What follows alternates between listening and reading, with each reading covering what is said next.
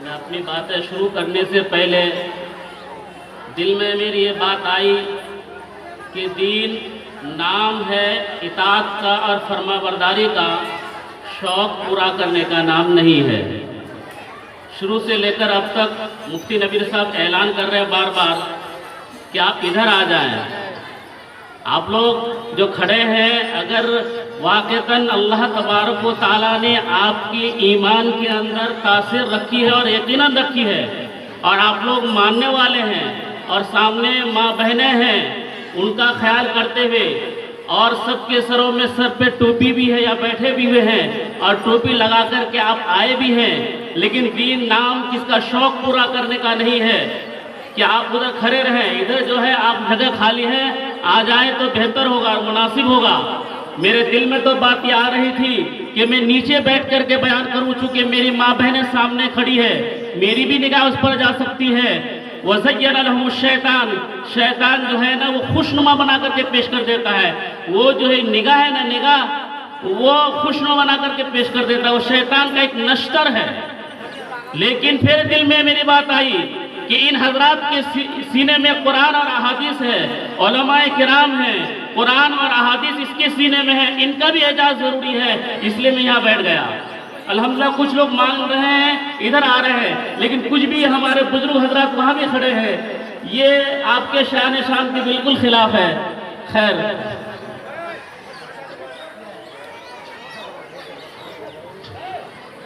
نحمده ونصلي على رسوله الكريم، أما بعد، أعوذ بالله من الشيطان الرجيم، بسم الله الرحمن الرحيم، ألف لام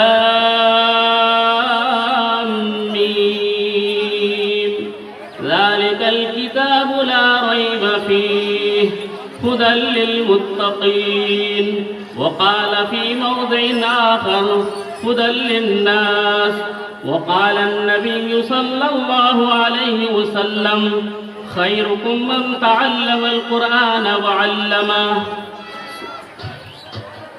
يا رب صل وسلم دائما أبدا على حبيبك خير الخلق كلهم، اللهم إنا نسألك التوفيق بالعمل الصالح۔ اسٹیج پر بیٹھے ہوئے حضرات علماء کرام اور سامنے دانشوران اعظام اور اس سے آگے میری پردہ نشین اور ماں اور بہنیں، السلام علیکم۔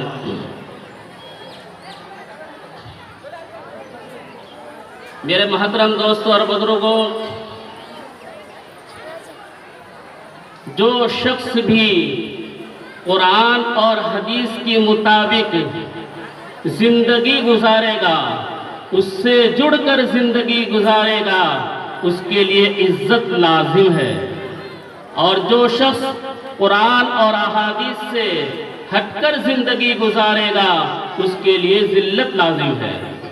جیسے سورج نکلا ہے تو روشنی ہے، ضرور رات آئے گی تو اندھیری لازم ہے، اسی طرح ہم اور آپ دینی باتیں مختصر طور پر جو کہتے ہیں، اللہ اور اللہ کی رسول کی باتوں کو دل پہ لے کر کے اور دل کی غفلت کو دور کر کے قرآن اور فکر اور درد کے ساتھ اور آخرت کو بنانے کی فکر سے اور عمل کی نیت سے زندگی گزاریں گے تو آپ چمکتے رہیں گے، اور اللہ کی طرف سے نورانی باتیں میرے دل میں آئے گی اور آپ کو بھی فائدہ ہوگا، اثر ہوگا، آپ کی اولادیں بھی آپ کی فرما بردار ہوگی، اور آپ کی روزی آپ کے لیے نفع بخش ہوگی، آپ کا چلنا پھرنا ہر کام آپ کے لیے آسان ہو جائے گا، آپ جو چاہتے ہیں سکون وہ بھی مل جائے گا، سب ملے گا، جبکہ اللہ کی رسول کی باتوں کو لے کر اور غفلت کو دل سے ہٹا کر زندگی گزارنے کی کوشش کریں گے۔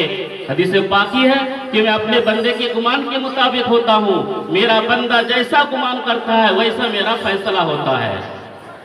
تو میرے محترم دوست اور بزرگوں، آج یہ محفل جو سجی کتنی اچھی لگ رہی ہے، بابرکت لگ رہی ہے، مجھے تو سب سے زیادہ خوشی اس لیے ہو رہی ہے کہ واللہ میرا شاگرد جو مجھ سے پڑھا ہے جناب مولانا نسیم صاحب، اللہ ان سے خدمت لے رہے ہیں، دینی کام میں لگائے رکھا ہے۔ میں اور دل کے اندر سے دعا دیتا ہوں کہ اللہ تبارک و تعالی محتمین کے اندر جو خوبیاں ہونی چاہیے وہ ساری خوبیاں ان کو عطا فرمائے۔ ایک جو صفت ہوتی ہے مائل کرنے کی، موہ لینے کی، اللہ تعالیٰ ان کے اندر عطا فرما دے۔ اور ایک مثال سے یہ کہوں گا کہ مولانا نسیم صاحب آپ لوگ بھی جانتے ہیں، سائیکل کے اندر ایک جو بھولٹو ہے اس کی قیمت زیادہ نہیں جا سکتی، ابھی 5 روپے لیتے ہیں، اس کی بھی قیمت ہے۔ گھنٹی کے علاوہ، پیدل کے علاوہ جتنی بھی چیزیں ہیں ان کے علاوہ جو ایک حقیر چیز ہے وہ جو بھولٹو جس کو ہم لوگ کہتے ہیں اس کی تم بھی قدر کرنا۔ مطلب میرا کہنے کا یہ ہے آپ کے یہاں جو 5 استانیاں ہیں ان کا آپ خیال کریں، ان کا بھی یہ نہیں کہ سب استانی ایک طرح کی برابر ہوں گی، ان کی بھی آپ قدر کریں تو آپ ان کی قدر کریں کہ آپ کا ادارہ آگے بڑھتا رہے گا، بڑھتا رہے گا، بڑھتا رہے گا۔ تو میرے محترم دوستو اس کو اللہ گلاب پھول بنائے، آپ کے لیے بھی دعا دوں گا بھی، اللہ ان کو گلاب پھول بنائے اور ان کے اندر ہمت اور جرأت اتنی عطا فرما دے کہ ایک جو دیکھیے یہ چور اور ڈکیت کہاں آتا ہے؟ جہاں مال ہوتا ہے، یا اصلی مال میٹیریل یہاں تیار ہو رہا ہے، پھر اس میں بھی میں روشنی ڈالوں گا۔ تو اسی کے یہاں چور آتا ہے چوری کرنے کے لیے، وہ کیسے آتا ہے بتاؤں گا۔ تو میرے محترم دوستوں اور بزرگوں، چونکہ بات قرآن کے سلسلے میں ہے، چند مختصر باتیں میں کہہ دیتا ہوں، چونکہ اور باتیں آ گئی تو میرے ذہن میں ٹکرا ہو رہا ہے وہی بولوں، لیکن دوسرے انداز سے بولنے کی میں کوشش کرتا ہوں کچھ باتیں۔ تو آپ لیجئے کہ میں نے قرآن کریم کی تلاوت کی ہے، الف لام میم ذالک الکتاب لا ریب فیہ۔ یہ قرآن کریم جو ہے اس کے اندر کہا گیا ہے کہ الف لام میم یہ 3 حرف ہیں جس میں 30 نیکیاں ملتی ہیں۔ کتنی میں کیا 30 نیکیاں ملتی ہیں۔ ادھر ابھی میں نہیں جاؤں گا، پہلے اس سے اور اہمیت کو بتا دیتا ہوں کہ 4 امام ہیں ہمارے، امام اعظم ابو حنیفہ اور امام مالک، امام شافعی، امام احمد ابن حنبل ہیں۔ امام احمد ابن حنبل کا ایک خواب میں جو اللہ تبارک و تعالیٰ انہوں نے دیکھا، جو آدمی بڑا ہوتا ہے قرآن حدیث اس کی روشنی ان کے اندر ہوتی ہے، اس کی روشنی کی وجہ سے وہ اللہ کا زیادہ قریب ہوتا ہے۔ جب جو اللہ کا زیادہ قریب ہوتا ہے تو بڑی چیز مانگتا ہے۔ چنانچہ کہنا یہ چاہوں گا کہ حضرت امام احمد ابن حنبل خواب میں اللہ کا دیدار کرتے ہیں، اور خواب میں جب دیدار کرتے ہیں اللہ کا دیدار ہو رہا ہے۔ کس کا دیدار ہو رہا ہے؟ اللہ کا دیدار ہو رہا ہے۔ تو خواب میں جب دیدار ہوا تو پوچھا اے اللہ تبارک و تعالی ہمیں کوئی ایک ایسا عمل بتا دیجئے، ایسا کوئی نسخہ بتا دیجئے کہ جس پر میں عمل کروں اور آپ کا میں قریب ہو جاؤں اور آپ کا چہیتا اور پیارا بن جاؤں۔ تو اللہ تبارک و تعالی نے کہا اگر تمہاری یہ درخواست ہے تو قرآن کریم کی تلاوت کرتا جا اور میرا قریب ہوتا جا۔ ایک مرتبہ دیکھا، دوسری مرتبہ دیکھا، تیسری مرتبہ دیکھا، اس طریقے سے ایک کم 100 مرتبہ 99 مرتبہ خواب دیکھا، اور ہر خواب کے اندر یہی سوال کیا کہ کوئی مجھے نسخہ اور عمل بتا دیجئے۔ ہر سوال پر جواب یہی ملا اللہ تبارک و تعالیٰ کی طرف سے کہ قرآن کریم کی تلاوت کرتا جا اور میرا قریب ہوتا جا۔ تو میرے محترم دوستو قرآن کریم کی وہ دولت ہے کہ قرآن کریم سب سے بڑی دولت ہے۔ آپ اگر دنیا کا کوئی بھی انسان کسی بھی کتاب کو پڑھ لے اس کو حافظ نہیں کہا جاتا اس کتاب کا۔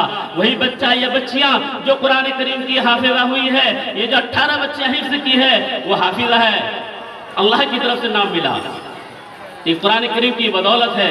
تو میرے محترم دوستوں اور بزرگوں، تو قرآن کریم کے بارے اور ایک آسان لفظ میں آپ سمجھ لیجئے کہ قرآن کریم جو کتاب ہے اس کے اوپر ہم لوگ جس کو کوٹ بولتے ہیں، گتا بولتے ہیں، گتا بولتے ہیں، وہی گتا، ایک گتا تو وہ ہے جو پڑا ہوا رہتا ہے، چھتوں میں لگاتے ہیں، سڑکوں میں پڑا ہوا رہتا ہے، ہر کوئی آدمی رونتے رہتا ہے، لیکن وہی گتا جب قرآن کریم کے ساتھ جڑ جاتا ہے، لوگ بنانے والے اس کو اس کے ساتھ جلساز کر کے بنا دیتے ہیں، چڑھا دیتے ہیں، اس کا مقام اور عزت اس کی بڑھ جاتی ہے۔ یہ مفتیان کرام موجود ہے کہ بے وضو کوئی بھی قرآن کریم کو چھوڑ نہیں سکتا ہے۔ حالانکہ اللہ نے اس کو اتنا عام کر دیا ہے انسانوں کے دلوں میں، ایمان کی محبت پر ایک ادنا سا بچہ جاہل جو کچھ نہیں پڑھا لکھا جانتا ہے، اگر کوئی بلا وضو قرآن کریم کو چھوتا ہے تو وہ بھی ٹوک دیتا ہے۔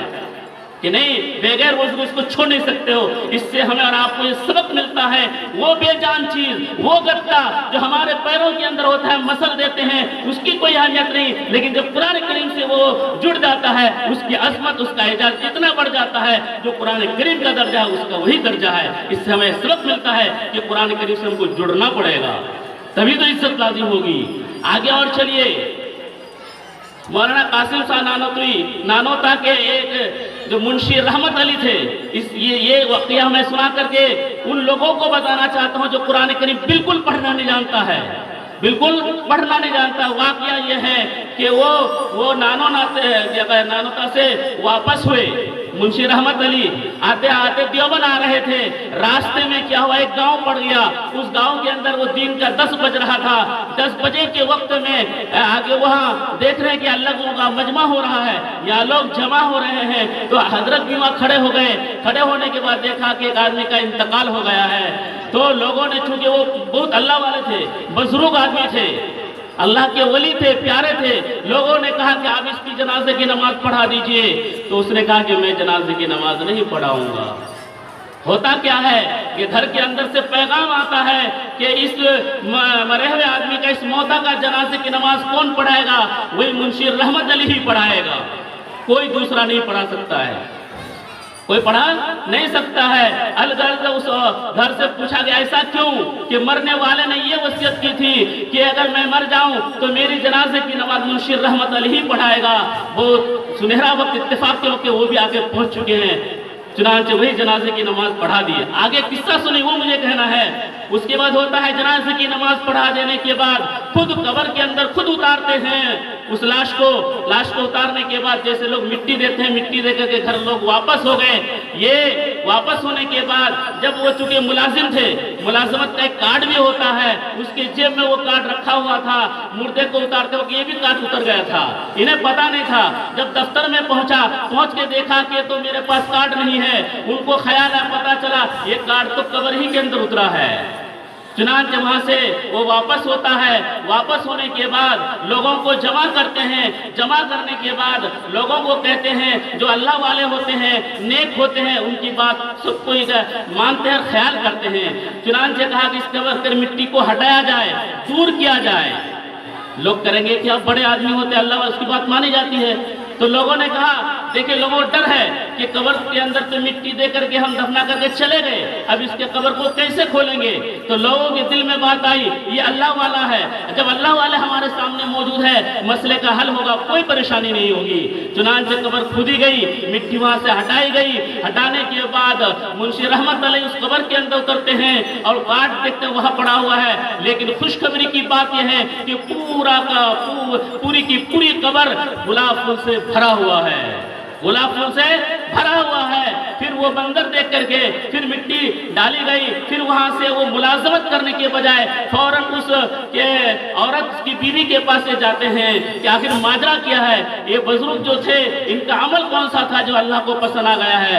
گھر پہنچنے کے بعد ہوتا کیا ہے کہ اس بیوی سے پوچھتے ہیں کہ اچھا بتاؤ یہ تمہارا جو شوہر تھا کتنا بڑا اللہ والا تھا، کتنا وہ اچھا عمل کرتا تھا، وہ کیا پڑھا لکھا تھا؟ تو بیوی نے کہا بالکل ان پڑھ انگوٹھا چھاپ، کچھ پڑھنا نہیں جانتے تھے، کچھ لکھنا نہیں جانتے تھے، البتہ 2-4 صورتیں ان کو یاد تھی، لیکن بتاؤ اس کے علاوہ ان کا کیا عمل تھا بتاؤ؟ بیوی نے کہا یہ میرا جو شوہر کا انتقال ہو گیا ہے، اس کے نکاح میں میں نے 35 سال سے رہی۔ کتنے سال تک؟ 45 سال تک میں اس کے نکاح میں رہی، ان کا کوئی عمل نہیں، صرف ایک عمل تھا۔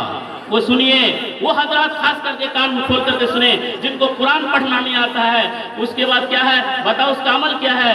تو بیوی نے بتایا ان کا ایک ہی عمل تھا، ہر دن وہ نماز پڑھ کر کے جب آتے تھے فجر کی نماز، قرآن کو کھولتے تھے، احترام اور عزت کے ساتھ، عقیدت اور محبت کے ساتھ، عشق رسول کے ساتھ، اللہ کی محبت کے ساتھ، اپنے اندر کمی کا احساس کرتے ہوئے کہ مجھے کچھ نہیں آتا ہے، اسی عقیدت اور محبت کے ساتھ سامنے کلام کلام پاک کو کھولتا، کھولنے کے بعد انگلی سے ہاتھ پھیرتا تھا اور کہتا تھا اے اللہ تو انہیں تو بتایا ہے کہ یہ سچ ہے۔ چنانچہ وہ ہر لائن پر، ہر سطر پر انگلی پھیرتا تھا اور کہتا تھا تو یہ بھی سچ ہے، یہ بھی سچ ہے، یہ بھی سچ ہے، یہ بھی سچ ہے، یہ بھی سچ ہے، یہ بھی سچ ہے۔ اس کی بیوی بتاتی ہے 45 سال کے اندر کوئی دن ایسا نہیں ہوا کہ جس سے وہ لگا ہوا ہو۔ تو بتائے قرآن کریم کی کتنی عظمت ہے کہ جس کی مغفرت ہو رہی ہے، وہ قبر گلزار ہو رہی ہے۔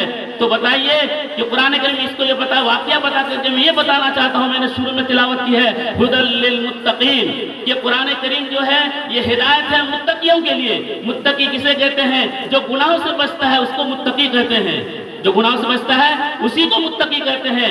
آپ کے سوا آپ کے دل و دماغ میں بات آ سکتی ہے جو بیچارہ گناہ کرتے رہتے ہیں، کیا قرآن اس کے لیے نفع بخش نہیں ہے؟ ان کے لیے بھی قرآن نفع بخش ہے۔ قرآن نے خود کہہ دیا ھدی للناس، قرآن تو ہر ایک کے لیے نفع بخش ہے، لیکن فائدہ اور نفع کون اٹھائے گا؟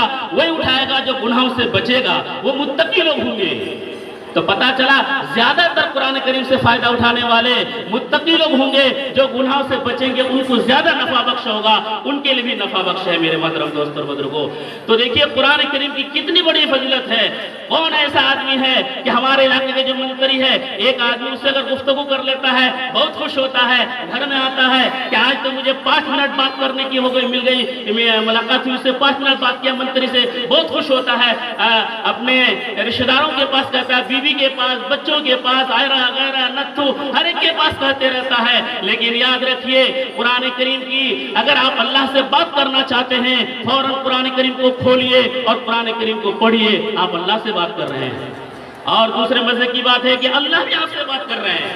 قرآن کریم کے پڑھنے میں اتنا بڑا فائدہ ہے کہ آپ اللہ سے بات کر رہے ہیں، اللہ آپ سے بات کر رہا ہے، کہ جس کی وجہ سے میں یہ دیکھ لیجئے کتنے آپ بابرکت اور خوش نصیب ہیں کہ اللہ تبارک و تعالیٰ کے پاس میں اور آپ، میری ماں بہنیں، یہ ہمارے علماء طبقہ کے جتنے لوگ ہیں، اللہ کے پاس کسی نے درخواست نہیں دی تھی کہ مجھے ایمان والوں کے گھروں میں پیدا کیجئے۔ ہم میں سے کسی نے درخواست نہیں پیش کی تھی کہ ہم امت محمدیہ صلی اللہ علیہ وسلم کی امت میں پیدا ہوں، لیکن اللہ کتنا رحیم اور کریم ہے کہ اپنے شان کے مطابق محبت کی ہے کہ ایمان والوں کے گھروں میں پیدا فرمایا، دینداروں کے گھروں میں پیدا فرمایا، محمد صلی اللہ علیہ وسلم کی امت میں پیدا فرمایا۔ آپ دعا کیجئے کہ جیسے اللہ تبارک و تعالیٰ نے بغیر مانگے، بغیر مستحق کے ہمیں جیسے اللہ تعالیٰ نے دیندار کے گھروں میں پیدا فرمایا ہے، ایسے ہی مرنے کے بعد بلا استحقاق اعلی علیین میں جگہ نصیب عطا فرمائے۔ میرے محترم دوستوں اور بزرگوں، مختصر کہا جا رہا ہے تو لیجئے کتنی بڑی فضیلت کی بات ہے۔ اور خیرکم من تعلم القرآن وعلمہ، فوراً ادھر رجوع کر رہا ہوں۔ ابھی ہمارے حضرت آئے تھے تو اس کے اوپر میں تھوڑی سی روشنی مختصر سے بالکل مختصر پر ڈال دوں کہ تم میں بہتر وہ شخص ہے جو قرآن کریم کو سیکھے اور سکھائے۔ مفتی سعید صاحب پالن پوری نور اللہ مرکز جو استاد محترم ہے، ٹھگری باری کے جلسے میں جو ختم بخاری کے موقع پر آئے تھے، ان کی حضرت کی تشریح کے مطابق میں تشریح کر رہا ہوں، تھوڑا اشارہ کر دے رہا ہوں۔ اس میں سارے کے سارے لوگ آ جائیں گے، اتنی امیت کے ساتھ اس حدیث کو انہوں نے پیش کی تھی۔ دیکھیے کہ خیرکم اذا تم میں بہتر وہ ہے جو قرآن کو پڑھائے اور پڑھے، پڑھانے والے ہم ہیں، پڑھنے والیاں بچیاں ہیں، استانیاں وغیرہ، یہ تو بہتر ہے، سمجھتے ہی آپ لوگ، پڑھنے والے پڑھانے والے یہ بہتر ہیں۔ لیکن حضرت نے فرمایا اس کے علاوہ اور بھی ہیں، اس کے علاوہ اور بھی ہے۔ اگر یہ پڑھانے والے ہوتے اور پڑھنے والیاں ہوتی، لیکن اگر جگہ نہ ہوتی، مدرسہ نہیں ہوتا، مکتب نہیں ہوتا، یہ ملا بیٹھ کر کے اور یہ لڑکیاں لڑکے پڑھ کے کہاں بیٹھ کے پڑھتے، تعلیم حاصل کرتے؟ پتا چلا ضرورت پڑی سبب کے طور پر جگہ ہے، تو جن حضرات نے یہاں بھی جگہ دی ہے یا کسی بھی علاقے میں کسی بھی مکتب کے اندر جگہ دی ہے، وہ بھی اس مصداق کے اندر داخل ہے، وہ بھی بہتر ہے۔ لیکن اللہ تعالیٰ نے پیٹ پیدا فرمایا ہے، جگہ بھی ہو جائے، پڑھنے والے بھی ہو جائے، پڑھانے والے بھی ہو جائے، اگر چندہ دینے والے نہ ہو تو ادارہ کیسے چلے گا؟ پیٹ کیسے بھرے گا یہ دوزخ؟ تو اللہ کو دیکھیے، اللہ کے رسول نے کتنی امیت کے ساتھ بات کہہ دی ہے کہ اگر چندہ دینے والا نہیں ہوتا، یہ بھوکے رہتے، ان کی ضرورتیں نہیں پوری ہوتی، تو وہ بھی تو سبب کے درجے میں بنا۔ تو لہذا جو چندہ دینے والے ہیں، اس میں چاہے عورتیں ہوں، چاہے مرد ہوں یا بچے ہوں، کے سب داخل ہیں، سب داخل ہیں۔ تو میرے محترم سب کوئی بہتر، پڑھانے والے، پڑھنے والے، جگہ دینے والے، چندہ دینے والے، وہ سب بھی بہتر ہے۔ اور چندہ جو آپ لوگ دیتے ہیں بالکل مختصر طور پر یہ ایک کمپنی ہے، یہ کیا ایک کمپنی ہے۔ آپ چندہ کیوں دیتے ہیں؟ تاکہ کمپنی کے اندر مال تیار ہو۔ یہ علماء اور یہ استانیہ محنت کر کے یہ لڑکیاں حافظہ بنائی ہیں، یہی تو مال ہے۔ آپ کا پیسہ غلط نہیں گیا، آپ کا پیسہ استعمال ہوا تو آپ کو تو خوش ہونا چاہیے۔ یہ مدارس والے، یہ عالم حافظ قرآن وغیرہ تیار کرا رہے ہیں۔ یہ نئے جو فتنے آ رہے ہیں، جب مولانا نے پیغام دے کے جا کے نبی کا کوئی دعویٰ کرنے والا ہے، کون توڑے گا؟ یہی لوگ تو توڑیں گے۔ میری ماں اور بہنوں کے تعلق سے میں تو اور بہت کچھ کہنا چاہتا ہوں۔ میری ماں اور بہنوں کو 2-4 باتیں بول دیتا ہوں، صرف 2 باتیں۔ میری ایک ساس تھی، دین کے معاملے میں کوئی شرم نہیں۔ ان اللہ لا یستحی ان یضرب، کلام پاک کے اندر بھی ہے، حضور صلی اللہ علیہ وسلم کی حدیث کی بھی ہے کہ دین کے معاملے میں میں تفصیل سے نہیں جا رہا ہوں۔ اللہ بھی کہتے ہیں کہ چھوٹی چھوٹی مثال بیان کرنے سے وہ شرماتے نہیں۔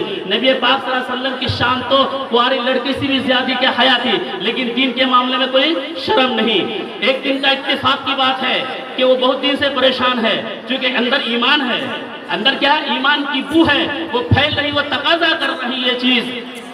تو میرے ایک ساس نے کہا کہ مولانا صاحب مجھے تو شرم آتی ہے ایک مسئلہ پوچھنے میں، اگر میں نہیں پوچھتی ہوں تو میں کیا کروں، میں تو پریشان حال ہوں، بتاؤ آخر کیا بات ہے؟ پھر بتا رہی ہے، پھر رک رہی ہے، پھر بتا رہی ہے، رک رہی ہے۔ تو میں نے کہا آخر بتا دیجئے، میں تو بیٹا ہی ہوں، دین کے معاملے میں کوئی شرم نہیں۔ اس نے کہا کہ مجھے بوڑھی جو ہو گئی ہوں، بڑھیا ہو گئی ہوں، پیشاب میرا کیا ہے رکتا ہی نہیں ہے، یہاں سے وہاں پیشاب خانے میں جاتی ہوں تو میرا کیا نہنگا خراب پیشاب لگ جاتے ہیں، اب میں کیسے نماز پڑھوں گی؟ میں تو ٹھنڈی کا موسم ہے، غسل تو نہیں کر سکتی، میں کیسے نماز پڑھوں گی؟ کیسے نماز پڑھوں گی؟ تو میں نے کہا الدین و یسر، دین تو آسان ہے، آپ نہ معلوم نہ کرنے کی وجہ سے آپ پریشان اٹھا رہی ہے۔ تو ان کو میں نے مسئلہ بتا دیا، اس میں غسل واجب نہیں ہوتا ہے، اس میں غسل بالکل واجب نہیں ہوتا ہے، بلکہ اگر وہ جہاں لگ گیا ہے ران وغیرہ اس کو دھو دو اور آرام سے کپڑا بدل کے نماز پڑھ لو۔ یا کہ کپڑے کا تم کو یقین ہے کہ فلاں حصے میں لگا ہے اور کہیں حصے میں نہیں لگا، اسی کپڑے کے حصے کو دھو دو، آرام سے نماز ہو جائے گی، دوسرے کا معاملہ آسان ہو گیا۔ بالکل آسان ہے، دین بالکل آسان ہے، نہ معلوم نہ کرنے کی وجہ سے ہمارے عمل میں دشواریاں ہو رہی ہے۔ اور 2 بات کا پیغام دے کے میں جانا چاہتا ہوں۔ یہ آپ لوگ حدیث کے اندر علماء بھی جانتے ہیں، جب آدمی گناہ کرتے کرتے اس کا دل کالا ہو جاتا ہے، سیاہ ہو جاتا ہے، تو گندا کام کرنا ان کے لیے آسان ہو جاتا ہے اور نیکی کا کام کرنا ان کے لیے مشکل ہو جاتا ہے۔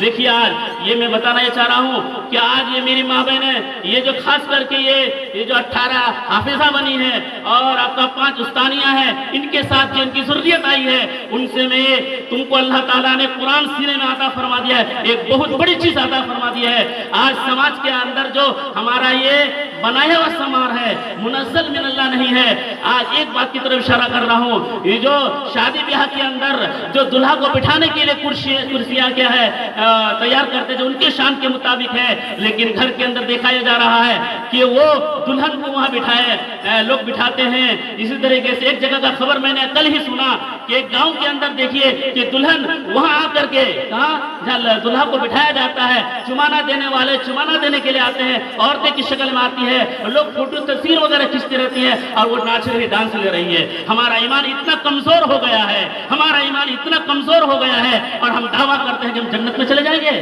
بالکل نہیں، محض ایمان کافی نہیں ہے جب تک کہ آپ اپنے اندر اعمال کو میں نے شروع میں کہہ دیا غفلت کو ہٹا کر دل پہ لے کر کے اگر کام کرنا چاہیں گے آپ کا ایمان کام کرے گا، ورنہ پھر یہی آپ کا ایمان وبال جان بن جائے گا، آپ اور ہمیں کو جہنم میں جانا پڑے گا۔ تو ان سے میری درخواست ہے کہ آپ کیا کریں، میری ماں بہن قرآن آپ کے سینے میں ہے، آپ کے متعلقین بھی اگر آپ کو وہاں اسٹیج پہ بٹھائیں آپ کبھی بھی ناچنا مت۔ قرآن مدرسے والے آپ کے سینے میں اس لیے نہیں اتروایا، حافظہ اس لیے نہیں بنوایا کہ تم اس کی طرح زینت بنو۔ مجھے تو لگتا یہ ہے کہ گاجر اور مولی کی طرح ہم کاٹے جائیں گے اگر آج سدھریں گے نہیں۔ آج بدنام دوسرے کو کریں، کھانا کھا رہے ہیں دوسری غلط حرام بائیں، دیکھیے بہت سے لوگوں کو دکھایا جا رہا ہے سر پہ ٹوپی ہے اور داڑھی بھی ہے، علم ہے، لیکن اچھے خاصے لوگ अच्छे खासे लोगوں کو دیکھا جا رہا ہے ان کو اب سمجھ اتنا بگڑتے جا رہا ہے کہ اللہ تعالیٰ نے کہا کہ دائیں ہاتھ سے کھاؤ پیو، دائیں ہاتھ سے چائے پیو، لیکن آج دیکھا یہ جا رہا ہے بہت سے بوڑھوں کو دیکھا جا رہا ہے داڑھی سفید ہے ان کو معلوم ہے لیکن بائیں ہاتھ سے چائے پی رہا ہے، حضور اکرم صلی اللہ علیہ وسلم کے سینے کو چاک کر رہا ہے۔ اللہ خوش ہو جائیں گے؟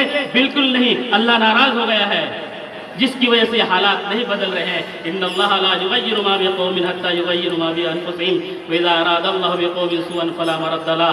اس آیت کے اندر ہمیں یہی سبق ملا ہے، تم اگر بدلنا چاہو گے تو اللہ بدل دیں گے، اگر ہم نہیں بدلیں گے دوسرے قوم کو لے آئیں گے پھر ہمارا بھی برا حال ہوگا۔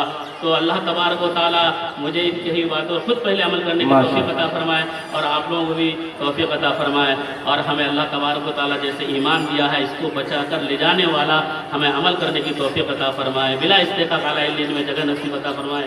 وما توفیقی الا باللہ۔